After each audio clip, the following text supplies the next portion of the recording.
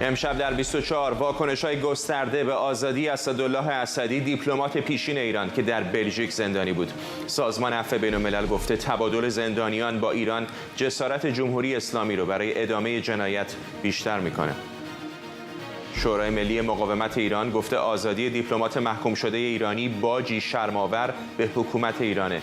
مقامات جمهوری اسلامی بازگشت اسدالله اسدی رو پیروزی بزرگ خوندن. گزارش CNN از افزایش ارسال محموله‌های تسلیحاتی ایران به روسیه از راه دریای خزر.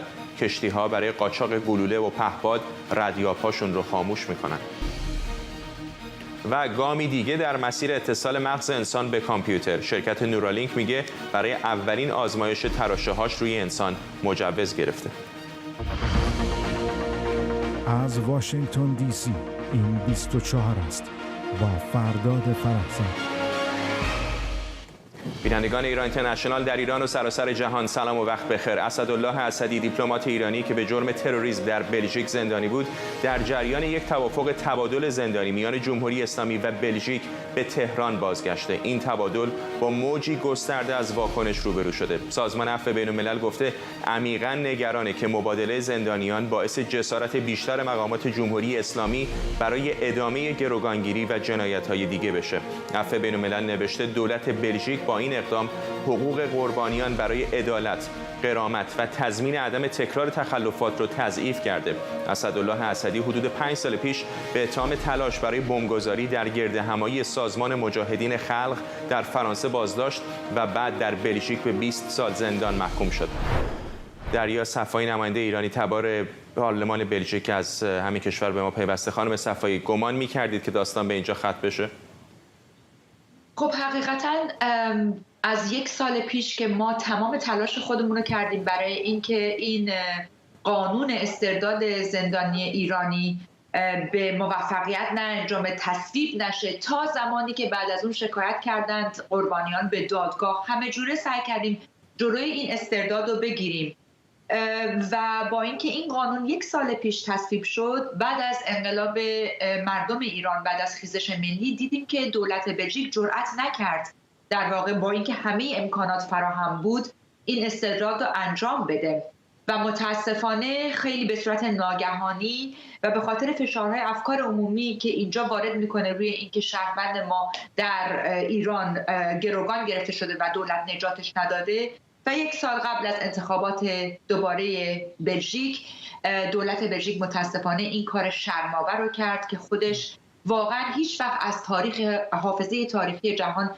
پاک نخواهد شد که یک تروریست بدون مجازات با دسته گل و با فرش قرمز توی ایران ازش استقبال کردن. این واقعا یه روز تلخ تاریخ بوده برای ملت ایران و بعد در کل برای جهان. خانم صفایی، اگر اشتباه میکنم منو اصلاح بکنید، ولی گمان میکنم آخرین بار با خود شما صحبت کردم بعد از رأی دادگاه تصور بر این بود که اگر قرار باشه تبادل یا استردادی هم صورت بگیره باید دست کم با قربانیان اون حادثه هم هماهنگ بشه. چه شد که این روند تغییر پیدا کرد؟ نه، کاملا درست میگید. نه تنها اونها، در واقع دیوان قانون اساسی اینجا، دیوان عالی کشور اینها رو موظف کرد به این که در صورتی که اسدالله اسدی بخواد استرداد بشه باید قربانیان احتمالی این بمبگذاری رو حتما در جریان قرار بدن. نه تنها این کار رو نکردن، بلکه وزیر دادگستری که در پارلمان بلژیک به ما نمایندگان مجلس قول داده بود که در صورت استرداد اسدی میاد و مجلس رو حتی اگر شده پشت درهای بسته مطلع میکنه و به ما اطلاع میده، به کمیسیون خارجه که من هم توش هستم، اونها هم این کارو نکردن. گمان بر این میره که اصلا استرداد اسدالله اسدی و گرفتن اولیویه بر اساس این قانونی که تصویب شده سال پیش انجام نشده، چرا که هیچ کدوم از شرایط رو انجام ندادن. احتمال این میره که در واقع عمان این تبادل زندانی ها رو یه جوری به هم رسونده و با هم جمع کرده که اصلا از این قانون استفاده نشده. ولی خب در روزهای آتی ما اطلاعات بیشتری کسب خواهیم کرد با سوالهای پارلمانی که انجام خواهیم داد و در جریان میذاریم شما رو. اگر اینقدر تلاش حقوقی در پارلمان بلژیک توسط کسانی مثل شما، تلاش‌های قضایی در دادگاه‌های مختلف و دیوان عالی نتیجهش این میشه که آخر یک کشوری مثل عمان میاد و میانجیگری میکنه و این تبادل بدون اطلاع عمومی انجام میشه. چه تصویری به ما میده؟ چقدر این تلاش‌ها ممکنه واقعا آب در هاون کوبیدن باشه اگر دولت‌ها به این سادگی حاضرن با جمهوری اسلامی معامله کنن؟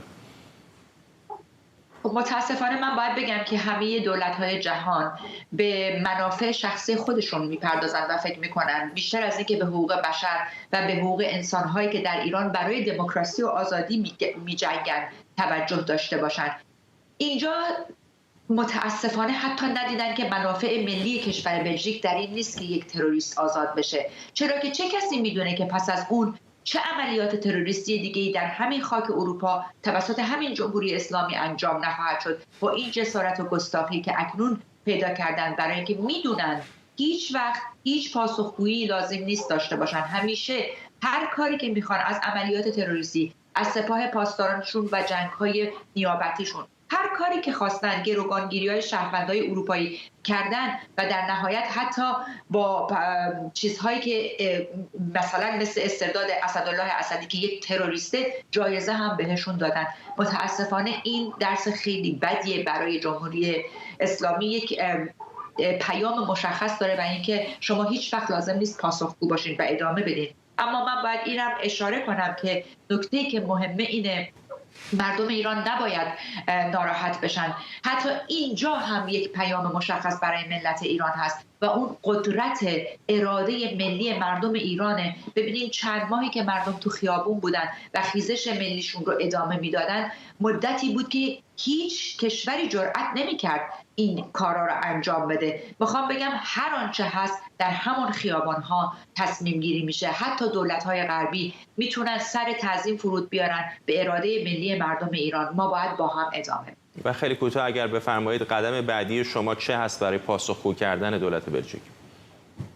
متاسفانه هر کاری هم که بکنیم اینجا، چه ما بخوایم بریم سوالهای پارلمانی انجام بدیم، چه قربانیان احتمالی این عملیات تروریستی برن به دادگاه شکایت کنن، اون چیزی که از دست دادیم و اون هم عدم مجازات یک تروریست، یک استیت، یک حکومت. در واقع اسدالله اسدی برگردونده نمیشه، حتی اگر دولت بلژیک محکوم بشه غرامت، خسارت، ولی دیگه اسدالله اسدی نمیشه. موضوع اینه که هر کاری که ما در توانمون باشه انجام خواهیم داد، ولی بیش از یه چیزهای نمادین و سمبولیک نیست. اون اتفاق بعدی که باید بیفته افتاده و خطر جدی عملیات تروریستی در آینده اروپا را تهدید میکنه. دریا صفایی، نماینده ایرانی تبار پارلمان بلژیک از بروکسل، ممنونم. آزادی اسدالله اسدی واکنش شورای ملی مقاومت وابسته به سازمان مجاهدین خلق رو هم به همراه داشته. این سازمان این تبادل رو باج دادن شرم‌آور به تروریسم و گروگانگیری خونده. شورای ملی مقاومت ایران در بیانیه‌اش آزادی اسدالله اسدی رو تشویق تروریسم و خیانت به حقوق بشر و همینطور تشویق فاشیسم دینی حاکم بر ایران خونده تا به گفته این سازمان جمهوری اسلامی جنایات خودش رو در داخل و خارج از کشور ادامه بده. شاهزاده رضا پهلوی هم در توییتی این اتفاق رو معاوضه گروگان با تروریستای رژیم خونده و گفته این کار جمهوری اسلامی رو به گروگانگیری بیشتر تشویق میکنه و از دولت‌های غربی خواسته سفراشون رو از ایران فرا بخونن و سفرای جمهوری اسلامی رو اخراج کنن. در بازگشت اسدالله اسدی به ایران، مقاماتی از جمله علی بهادری جهرمی سخنگوی هیئت دولت و کاظم غریب‌آبادی دبیر ستاد حقوق بشر قوه قضاییه ایران هم از او استقبال کردند. آقای غریب‌آبادی گفته آنچه بر اسدالله اسدی در این مدت گذشته به گفته او خلاف اصول بین‌المللی بوده. حقوق ایشون در واقع از هم مطابق با حقوق بین الملل در واقع حساب بکنیم و هم حقوق بشر بسیار نقض شده. ایشون دیپلمات جمهوری اسلامی ایران در سفارت ما در اتریش بودند. خب طبق اصول حقوق بین الملل و کنوانسیون 1961 ناظر بر روابط دیپلماتیک نمیتونیم دیپلمات ها رو در واقع بازداشت بکنیم، به ویژه اگر حتی در یک کشور ثالث باشن و به محل مأموریت خودشون در حال بازگشت باشن یا به کشور خودشون، و ایشون دقیقاً همین وضعیت رو داشت. یعنی هم حکم بازداشتی که دولت بلژیک صادر کرد و هم دستگیری ایشون در آلمان و هم لغو مسئولیت دیپلماتیک ایشون توسط دولت اتریش، تمامی اینها خلاف ضوابط و اصول حقوقی و بین المللی هست. مهدی مهدوی آزاد، روزنامه‌نگار از بن آلمان و حسین علیزاده دیپلمات پیشین ایران در لندن با ما هستن. آقای مهدوی آزاد، با شما شروع میکنم. پیروزی بزرگی است برای جمهوری اسلامی، اینطور نیست و پوزخندی به تمام این تلاش‌های چند ماه گذشته؟ اگر از منظر در واقع دیپلماسی و فکت بخواید نگاه بکنید اینطوری نیست. این ماجرا سابقه داشته، تحلیل بسیار گسترده است. براتون دو تا مثال میزنم، وقت نیست. اواخر اسفند 1174 در واقع میشه 14 مارس 1996 یک کشتی ایرانی به نام ایران کلاهدوز بار خیارشور میاره به بندر آنتورپ در همین بلژیک که الان موضوع بحث هست. ناتو در واقع ایالات متحده آمریکا در این کشتی موشک پیدا میکنه، موشک‌های کالیبر در واقع موشک کالیبر 320، موشک کوچیک. هدف چی بوده؟ هدف تیم سعید امامی، بعداً هاشمی رفسنجانی میگه تیم سعید امامی خودسرانه ادعا میکنه هاشمی آورده بودن که باز دوباره مقر سازمان مجاهدین خلق بزنن. این دقیقاً چیز شبیه پروژه آقای اسدی. سفیر وقت ایران در آلمان توضیح میده، میگه که ناگهان وزیر امنیتی از دفتر صدراعظم آلمان به من زنگ زدن، من احضار کردم، خیلی با عصبانیت حتی من دست نداد و من گفتش که این چه کاری شما میکنید و شما دارید اینجا خاک اروپا، خاک ناتو هست. میدونید ایران چه جوری اون رو حل کرد؟ بر اساس خاطرات سفیر وقت جمهوری اسلامی در آلمان، او بالا میشه میره تهران، با هاشمی رفسنجانی حرف میزنه. اون زمان حزب الله لبنان 2 تا جسد اسرائیلی دستش بوده. هاشمی رفسنجانی با حزب الله لبنان هماهنگ میکنه، اون 2 تا جسد اسرائیلی رو میدن به آلمان، از حزب الله میگیرن میدن به آلمان. آلمان وساطت میکنه، اسرائیل آروم میکنه. در واقع 6 تا کشور، یعنی ظاهر قصه بین ایران و بلژیک بوده، اما آلمان، لبنان، اسرائیل و نهایتا آمریکا درگیر قصه بودن. یه نمونه دیگهش مثلا سال 1990 هست. بعد از ترور دانشمندان اتمی ایران 4 تا عملیات تروریستی انجام داد در کنیا، هند، گرجستان، تایلند. 3 تا اول که به افتضاح انجامید. تایلند خیلی ماجرای جالبی بود. 5 نفر در اون ماجرا دخالت داشتن. خب ماجرا لو رفت. ما از مقداد مدنی خبری نداریم. خانم لیلا روحانی که عضو 5 نفر بود، اخبار رسمی است، من میگم فکت، ایشون فرار کرد به ایران بر اساس گزارش رسمی. سعید مرادی رو در واقع محمد خزائی رو در فرودگاه گرفتن، مسعود صداقت زاده رو در مالزی گرفتن و نهایتا نفر پنجم سعید مرادی کسی بود که اومد نارنجک رو اشتباهی پرت کنه و پای خودش در جریان فرار از دست پلیس بانکوک از دست داد. ببینید سال 5 آذر 1395 حدود 6 سال پیش در واقع این 3 نفر رو که در تایلند زندانی بودند به جرم عملیات تروریستی، دقیقاً مثل اسدالله اسدی، تازه خیلی جدی‌تر، با یک نفر به نام کایلی مورگیلبرت، یک در واقع دانشمند یا دانشجو یا یک پژوهشگر استرالیایی بریتانیایی معاوضه کردن. یعنی اونجا دوباره استرالیا، بریتانیا و یه عالمه کشور درگیر بودن، بانکوک، تهران، که این اتفاق بیفته. جنبندی اینطوری میخوام بکنم، پشت این نوع معاوضات برعکس اون چیزی که فکر می‌کنین قدرت جمهوری اسلامی نیست، امتیازات جدی است که تهران به طرف اروپایی داده. البته طرف اروپایی تنش نمیخواد، دنبال قلدربازی نیست، میخواد به تفاهم برسه، ولی منظورم اینه که فکر نکنید پیروزی بزرگی به دست آورده. امتیاز داده و خب همه جای دنیا حکومت‌های مستقر میتونند امتیاز بدن، دارند. ولی خب این نمونه هایی که خودتون هم بهش اشاره کردید این تصویر رو به ما میده که بنابراین گروگانگیری و اقدامات این چنینی جواب داده برای جمهوری اسلامی. در این زمینه متأسفانه نباید شک کنید. به هر حال بزرگترین سمبل تروریسم دولتی الان در دنیا جمهوری اسلامی ایران هست.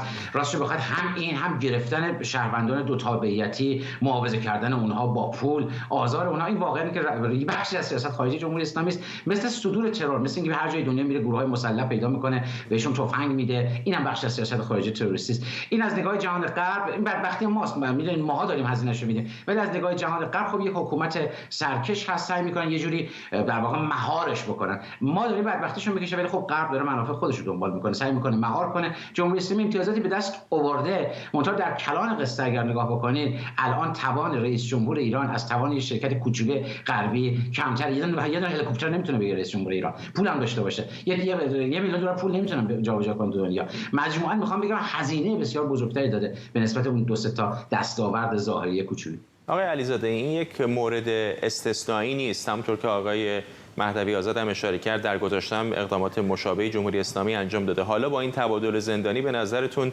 چقدر جمهوری اسلامی جسورتر میشه که اقدامات این چنینی رو هم ادامه بده هم احتمالاً بیشتر کنه؟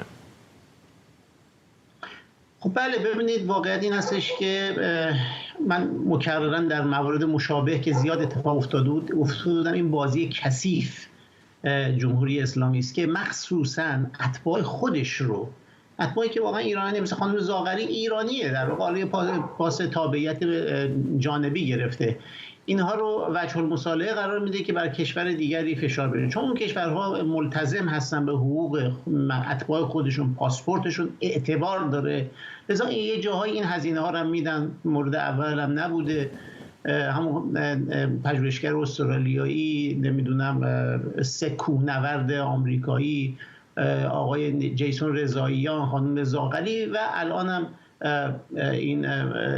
این تبادل انجام شده. ببینید من صورت مسئله رو اینطوری میبینم که اگرچه امروز به هر حال روز تلخی است، به این معنا که کسی که در خاک اروپا متوسل شده بود به عملیات تروریستی حالا به تهران بازگشته، خب قرار بودش که محکومیتش بگذره. ولی اگه به بیگ پیکچر رو به صورت بزرگتر نگاه بکنید، از آغاز تا امروز 5 مرحله بوده، 4 مرحلهش جمهوری اسلامی شکست خورده. مرحله اول این که اون عامل، اون ایجنت شناسایی شده. خب شما نگاه کنید مثلا فخریزاده ترور میشه، اصلا معلوم نیست چجوری این ترور را انجام دادن در خاک ایران، اما عامل شناسایی شده. 2 عامل محاکمه شده. ببینید فرض اینه که دیپلماته، ما که میدونیم یک عامل به اصطلاح نیروی اطلاعاتی بوده، ولی فرد با پاسپورت به شما با اولین بار در تاریخ دیپلماسی ایران شاید در جهان باشه که یک دیپلمات در دادگاه محاکمه شده. سوم این که براش محکومیت صادر شده، محکومیت ابد که 20 سال هستش. از این محکومیت هم 5 سالش رو سپری کرده، چون از سال 2018 تا الان حدودا میشه 5 سال. حالا مرحله 4 این قرار بود که 20 سال در زندان باشه، خب 5 سالش رو گذرونده، الان یه معاوضه انجام شده. این مرحله 5 رو ما میبینیم که خب آرزو این بود که آقا این کارا انجام نشه. دلیلش حتی به خاطر اروپایی‌ها، چون این کار میتونه دوباره تکرار بشه. میکونوس انجام شده بود، الان هم انجام شده، بار دیگر هم میتونه انجام بشه. اما اگه به صورت کامل نگاه بکنیم، در این پرونده 4 مرتبه در 4 مورد جمهوری اسلامی شکست خورده. یک نکته رو خیلی میخوام برجستش کنم.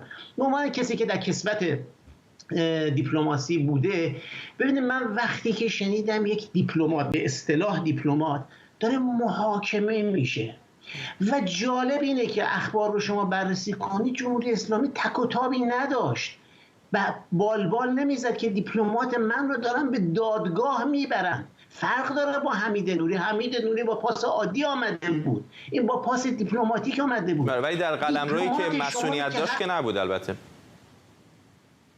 فرقی نداره، به هر حال دیپلم شما مدعی هستی دیپلمات شما. من این رو مقایسش میکنم با یک ماجرایی به نام ماجرا آقای سفیر، آقای هادی سلیمانپور، که در اون قصه آرژانتین ایشون سفیر بود، براش محکومیت تحت تعقیب بود. سال 2003 برای تحصیلات با پاسپورت عادی میاد لندن، پلیس تحت تعقیب بین الملل بود، دستگیرش میکنن.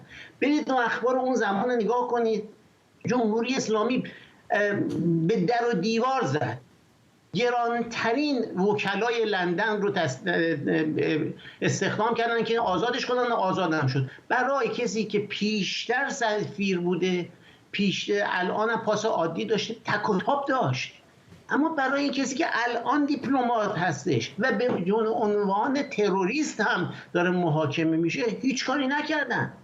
من میخوام بگم از این زاویه نگاه بکنیم، 4 مرحله از 5 مرحله‌ای که شمردم جمهوری اسلامی عمیقاً شکست خورده. مرحله 5 اون بازی کثیف رو انجام داده، در مورد دیگران هم بوده، این مورد هم انجام شده. و اینجا این نکته مهم رو برجسته کنم که گام بعدی که جمهوری اسلامی از امروز بهش میاندیشه مسئله آزاد کردن حمید نوری است. برای حمید نوری خیلی هزینه دادن.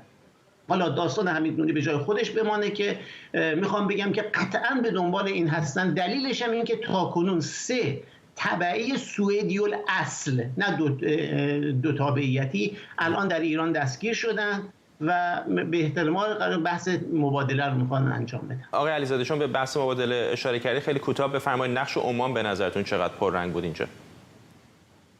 بله، عمان همیشه نقش بازی کرد. مثلا در اون قصه 3 کوهنورد آمریکایی که ولی بیشتر در مورد آمریکایی‌ها بود، این بار با اروپایی‌ها داره بازی میکنه.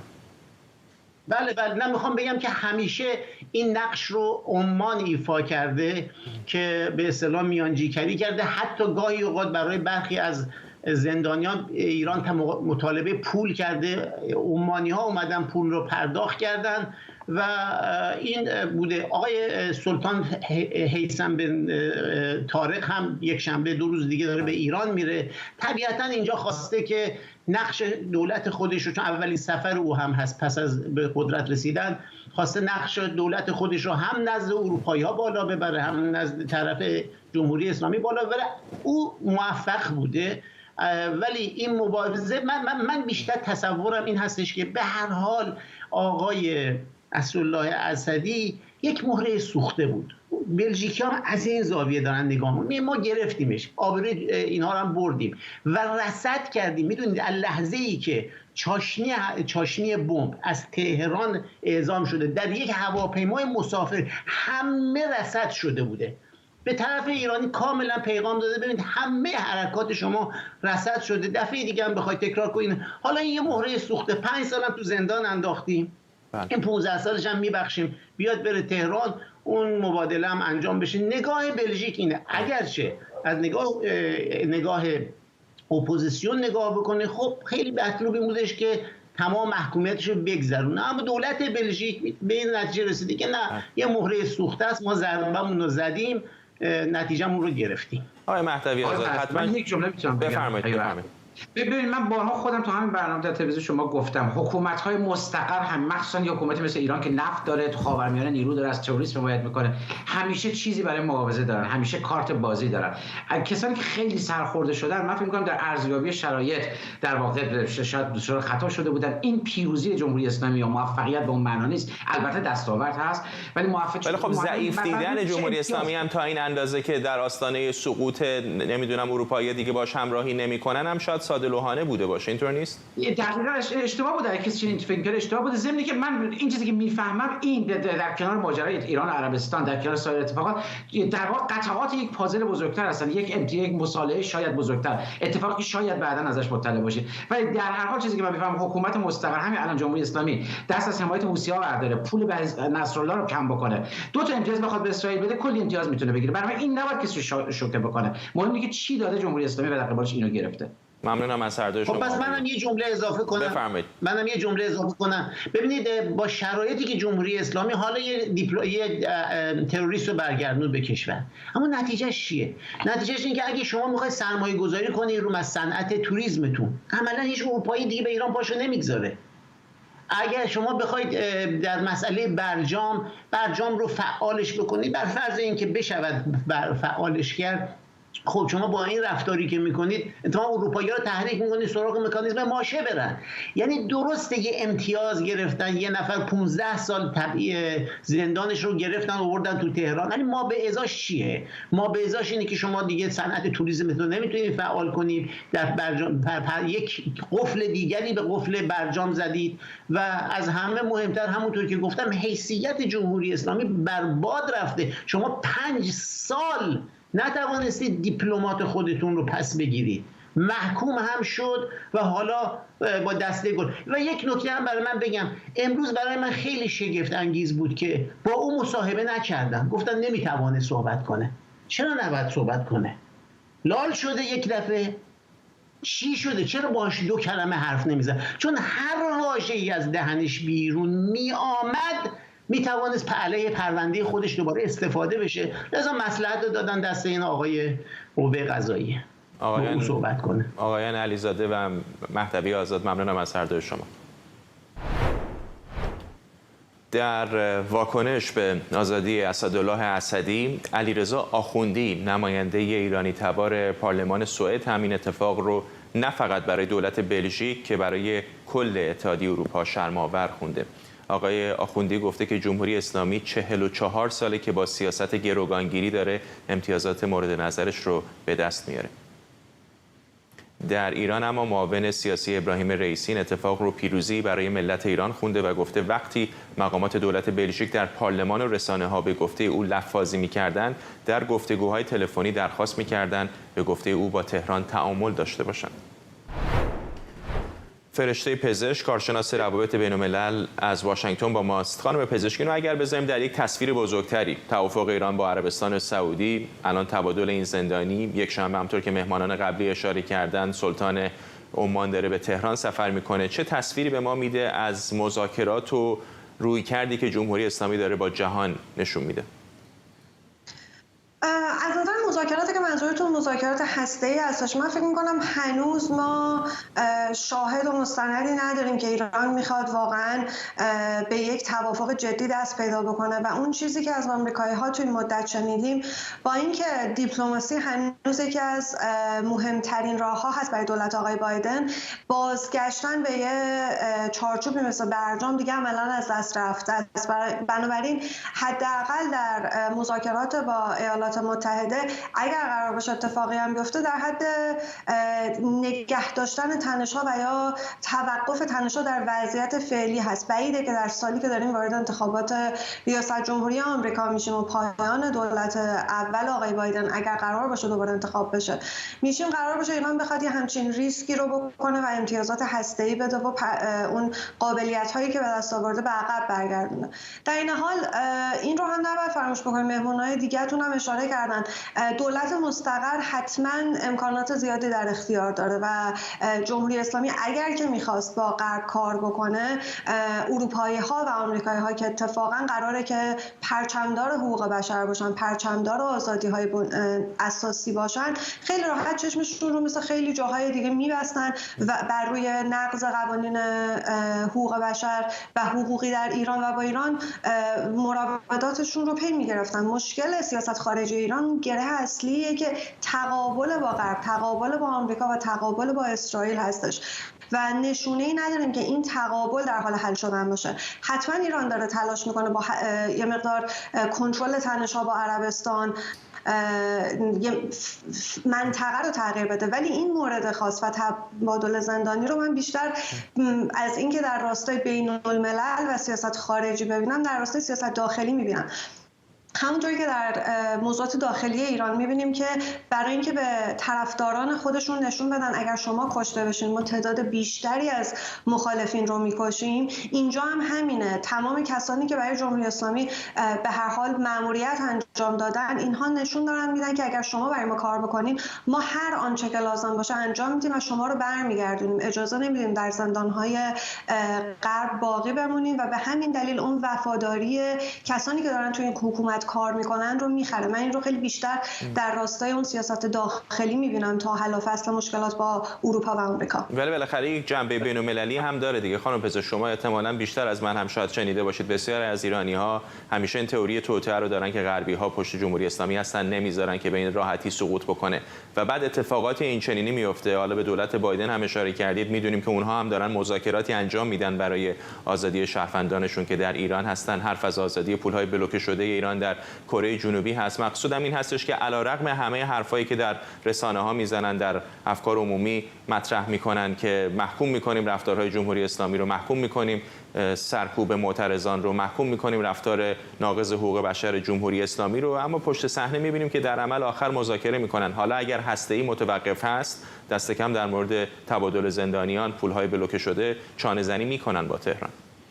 حتما همونطوره، برای اینکه منافع کشور خودشون رو دنبال میکنن. هزینه سیاسی که برای این کشورها گروگانگیری شهروندانشون داره، هزینه هست که دولت‌هاشون باید در مقابل مردمشون پاسخگو باشن. پس حتما وارد همچین مذاکراتی خواهند شد و سعی میکنن که شهروندان خودشون رو برگردونن، سعی میکنن در آستانه انتخابات اون رای دهندگان رو راضی نگه دارن و میگن منافع خودشون رو دنبال کنن. حتی در مورد وقتی اعتراضات صحبت میکنیم حتما محکوم خواهند کرد، ولی در عمل چه کاری بیشتر از محکوم کردن میکنن؟ چون اتفاقی اگر قرار باشه بیفته در داخل ایران باید بیفته و اونها نگرانی های باز منافع ملی خودشون رو دارن که اگر قرار باشه اتفاقی بیفته در خاورمیانه چه تبعاتی با خودش به همراه میاره. آیا باید دخالت بکنن، دخالت بیشتری بکنن و کمکی بکنن، یا اینکه بگذارن تا در داخل اون چیزی که قرار اتفاق بیفته اتفاق بیفته؟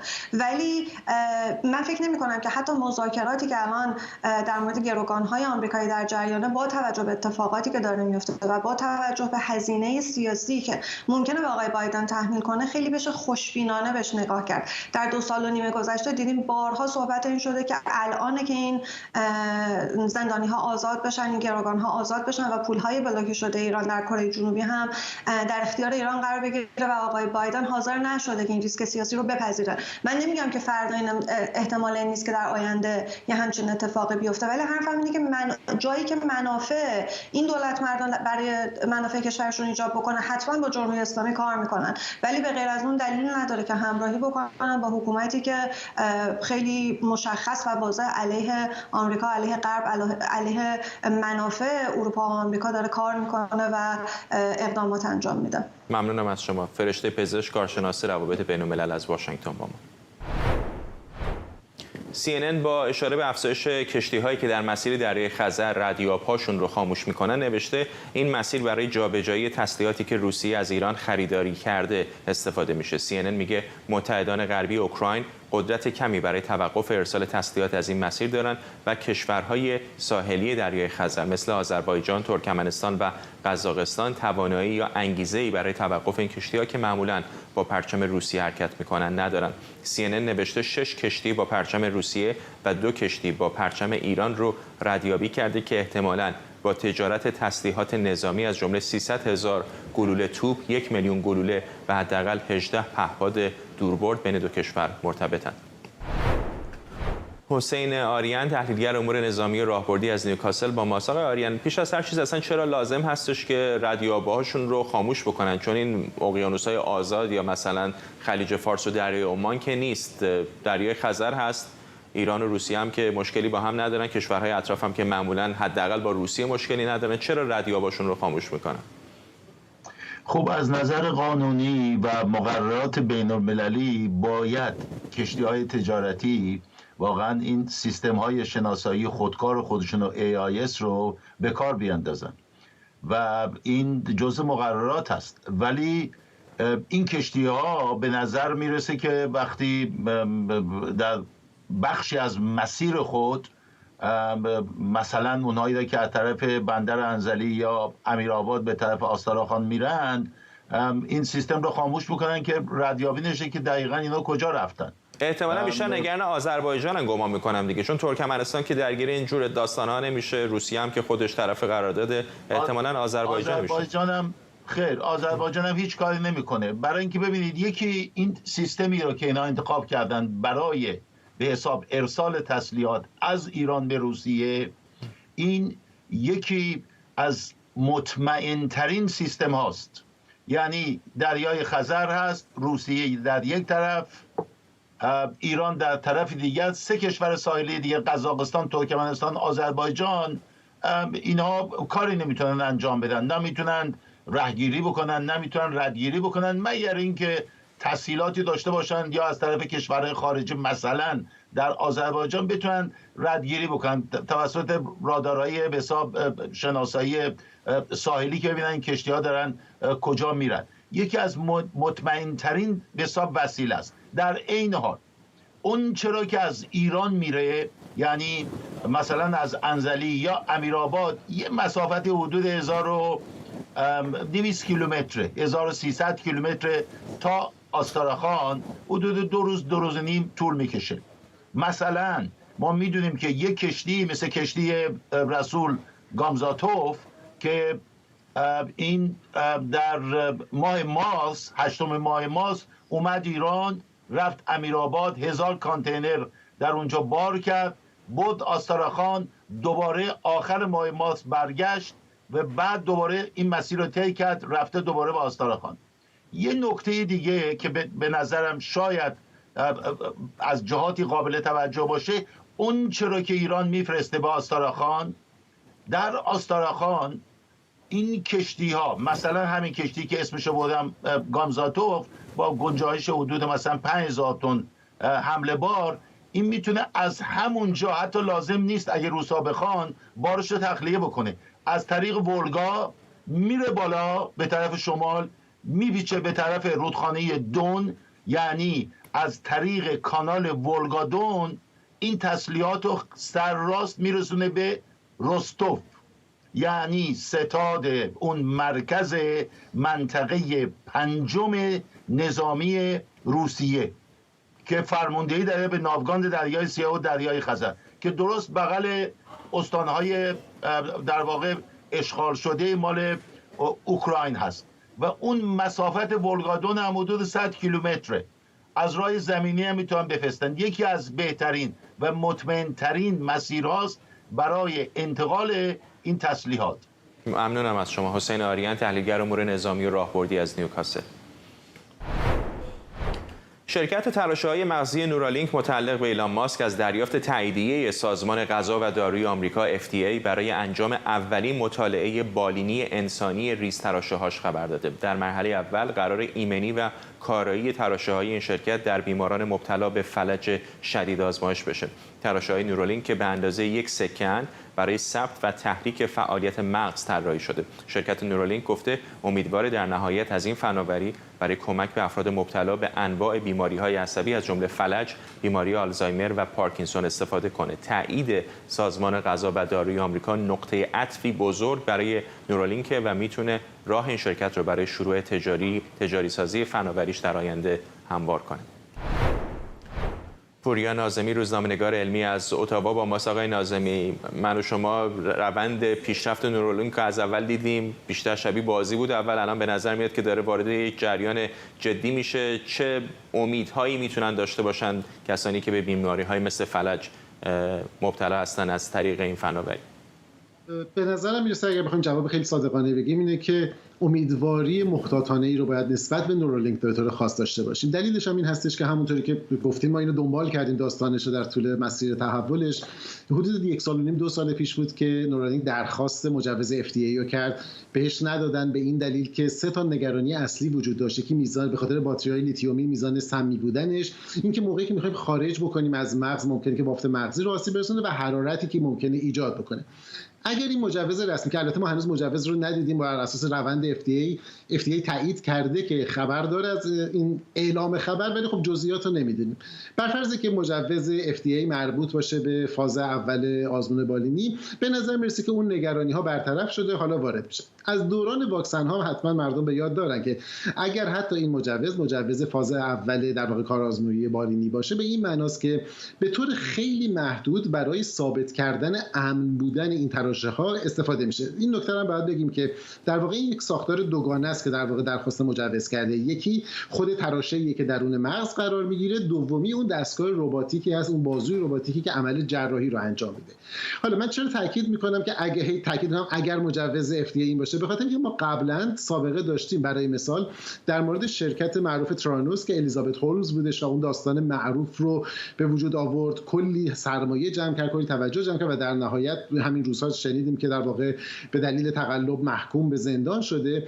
اونجا هم اونها یک مجوز کار در واقع اجرایی برای یکی از آزمایش‌ها گرفته بودن، اما توی تبلیغات اونجور عنوان شدش که این در واقع FDA کل سیستمشون رو تامین کرده. ما اینو نمیدونیم، ولی در نهایت همونطور که شما گفتید قدم مثبتی برای نورالینک. یه نکته دیگه که باید در نظر داشته باشیم اینه که نورالینک با وجودی که از یک مگافون یا از یک بلندگوی فوق‌العاده عالی تبلیغاتی که به واسطه حضور ایلان ماسک استفاده میکنه، اما تنها چهره و تنها بازیگر نیستش. همین الان 2 شرکت دیگه، نوروتک و سینکروم، در واقع مجوزهای آزمون بالینی رو دارن. حداقل 42 نفر رو میدونیم که این تراشه‌ها برای شکل آزمایشی درشون به کار رفته. همین پریروز بود که در واقع گزارشی رو نیچر منتشر کردش از یک در واقع آزمایش خیلی جذابی که در سوئیس انجام شده بود. شخصی که حدود 12 سال پیش توی حادثه موتورسواری از ناحیه کمر به پایین فلج شده بود و بخشی از نخاعش آسیب دیده بود و نمیتونست فرمانهای مغز رو به بدن برسونه، با یک تراشه مغزی انگار پل زدن و در واقع مغز رو متصل کردن به اعصاب پایینی و حالا میتونه راه بره با کمک یک واکر، با کمک یک عصا و فوق العاده اتفاق مهمی. نکته دیگه که در مورد نورالینک باید در نظر بگیریم اینه که اگرچه عمده شرکت‌های دیگه‌ای که دارن کار میکنن و عمده بخش پزشکی که داره کار میکنه تمرکزش روی بخش درمانی هست. خود نورالینک هم اعلام کرده که تو فاز اول برای بیماری‌های مثل ASL و مثل در واقع آسیب‌های تصادفی، آسیب‌های نخاعی و بینایی عمل میکنه. اما ایده بزرگتری که تبلیغ میکنه و میگه که من دنبالشم اینه که فراتر از بخش تراپیوتیک یا درمانی وارد بخش در واقع انهانسمنت یا در واقع توان افزایی افراد عادی بشه. یعنی برای مثال من تراشه‌ای رو بذارم و با کمک این تراشه بتونم که در واقع توانایی‌های بیشتر از اون چیزی که به طور طبیعی و نرمال دارم بدون که بیماری داشته باشم به دست بیارم. این به خصوص نکته جذابی که براش به وجود میاد زمانی هست که ما این رو در یک منظومه بزرگتر قرار بدیم با اینترنت اشیا و اینکه برای مثال من میتونم با کمک یک تراشه‌ای که دارم با شهر در واقع شروع به صحبت کردن کنم، با شهر تعامل بکنم. البته مثل بقیه فناوری‌ها همین روزها راجع به در واقع هوش مصنوعی و داستان‌های بعد از چت جی پی تی شاهدش هستیم. اگر این وارد نزدیک به حوزه عملی بشه با چالش‌های جدی اخلاقی، حقوقی، حریم خصوصی مواجه هست. اما به نظرم اتفاق فوق‌العاده مثبتی برای نورالینک تذکر نهایی که شاید لازم باشه بدیم برای اینکه در واقع امید زود هنگام ایجاد نکنیم که همه این تراشه‌ها که در واقع داره آزمون میشه فعلا در مرحله آزمایشی و تحقیقاتی هست. ما امیدواریم که به زودی در واقع در یک آینده میان مدت کسانی که از این عوارض در واقع رنج میبرن بتونن از این تراشه‌هایی که ایمن شده استفاده کنن. متاسفانه هنوز به اون مرحله نرسید. خیلی کوتاه اگه بفرمایید، الان اتفاقا داشتیم این میمونی رو میدیدیم که داشت یک بازی کامپیوتری رو با ذهنش انجام میداد. اگر او میتونه، گمان میکنم که احتمالاً من و شما با همچین تراشی باید بتونیم همچین بازی رو دست کم انجام بدیم. چقدر فاصله داریم با انجام فعالیت‌های کامپیوتری از طریق مغز، مثلا فرستادن یک SMS؟ از لحاظ تئوری فاصله چندانی نداریم. در واقع ساختارهای تئوریش وجود داره. مسئله مهم اینه که آیا میتونیم به شکل امنی این روند رو به وجود بیاریم و عملیش کنیم یا نه. چیزی که در واقع قوانین FDA و سازمان‌های نظارتی دارن سعی میکنن که از این امنیتش باشن. روی کاغذ فاصله زیادی نداریم. ممنونم از شما. پوریا ناظمی، روزنامه‌نگار علمی از اتاوا، پایتخت کانادا. خب ممنون از همراهیتون با 24 امشب. برنامه رو با تصاویری مربوط به پخش فیلم المنتال دیزنی یا بنیادین در جشنواره کن و مراسم آتشبازی اون به پایان می‌بریم.